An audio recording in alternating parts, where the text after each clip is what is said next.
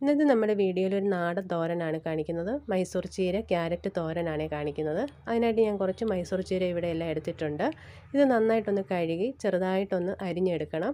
അപ്പോൾ ഞാനിതെല്ലാം അരിഞ്ഞെടുത്തിട്ടുണ്ട്. ഇതിനോടൊപ്പം തന്നെ ഒരു ക്യാരറ്റും എടുത്തിട്ടുണ്ട്. അതും നന്നായിട്ടൊന്ന് കഴുകി കൊത്തി പൊടിച്ചൊന്നെടുക്കാം.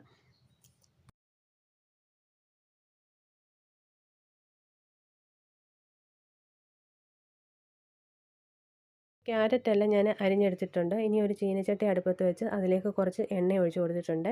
എണ്ണയൊന്ന് ചൂടായി വന്ന സമയത്ത് ഞാൻ കുറച്ച് കടുകിട്ടൊന്ന് പൊട്ടി വന്ന സമയത്ത് ഒരു സവാള ഉള്ളി അരിഞ്ഞതും കൂടെ ഇട്ട് കൊടുത്തിട്ടുണ്ട്.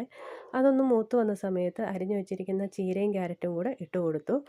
ഇനി ഇതിലേക്ക് ഞാൻ എന്നിട്ട് നന്നായിട്ടൊന്ന് ഇളക്കി കൊടുത്തു. അതിനുശേഷം ഇതിലേക്ക് ഞാൻ അരപ്പാണ് ചേർത്ത് കൊടുക്കുന്നത്. തേങ്ങയും ജീരകവും പച്ചമുളകും വെളുത്തുള്ളിയും കൂടെ ചേർത്ത് അരപ്പാണ്. ഇനി ഇതിലേക്ക് ഒരു 1/4 ടീസ്പൂൺ മഞ്ഞൾപ്പൊടിയും ഒരല്പം ഉപ്പും കൂടെ ചേർത്ത് കൊടുത്തു. ഒരല്പം വെള്ളവും കൂടെ തളിച്ച് നമുക്കിതൊന്ന് അടച്ച് വെച്ച് വേവിക്കാം. അപ്പോൾ ഞാൻ മീഡിയം ഫ്ലെയിമിലാണ് വേവിക്കാൻ വെച്ചിരിക്കുന്നത്. അപ്പോൾ ഇടയ്ക്കിടയ്ക്ക് ഇതൊന്ന് തുറന്ന് ഇളക്കി കൊടുക്കുകയും വേണം. അപ്പം ഞാൻ ഇടയ്ക്കൊന്ന് മൂടി തുറന്ന് ഇളക്കി കൊടുക്കുവാണ്. അതിനുശേഷം ഒന്നുകൂടെ നമുക്കിതൊന്ന് അടച്ച് വെച്ച് വേവിക്കണം. ഒരു അല്പം കൂടെ വേവാനുണ്ട്. അപ്പോൾ ഞാനിതൊന്നും കൂടെ ഒന്ന് അടച്ച് വെച്ച് കൊടുക്കുകയാണ്.